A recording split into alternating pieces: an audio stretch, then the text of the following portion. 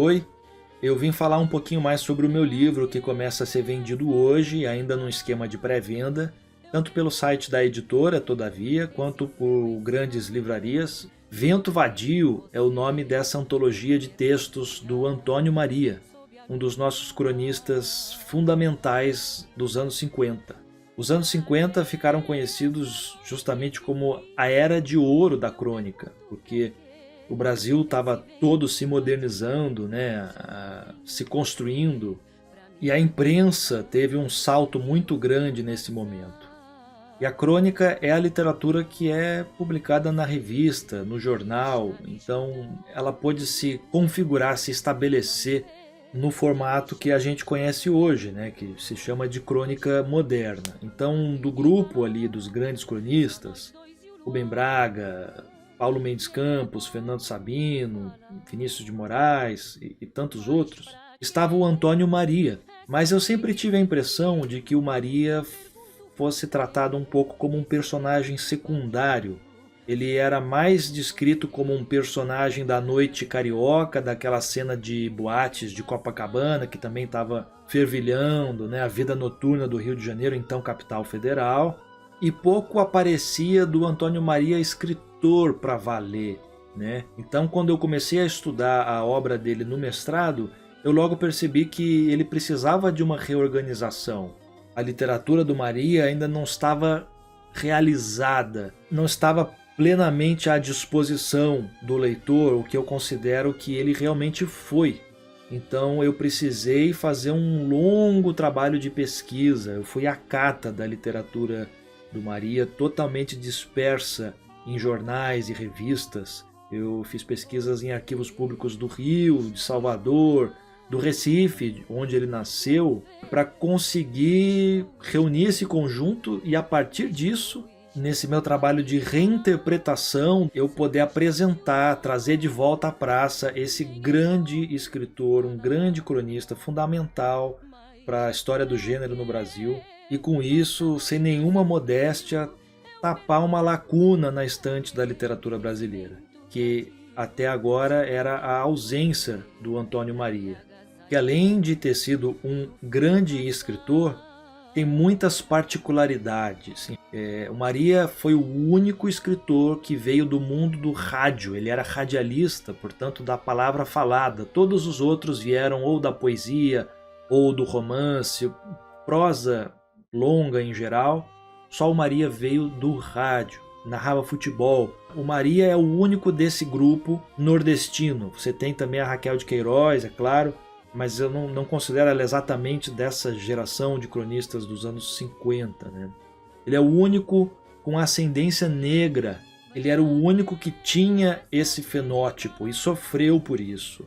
Tem episódios de racismo, que o Maria era atacado por ser mulato, esse era o termo usado, né? Além disso, o Antônio Maria ainda tem uma cicatriz que não é nada superficial, que é a cicatriz da falência. Ele representa, naquele Brasil todo moderno, ele traz uma marca de um Brasil distante. A família dele era de senhores de engenho, usineiros do Recife, né, de Pernambuco, e que perderam tudo, empobreceram.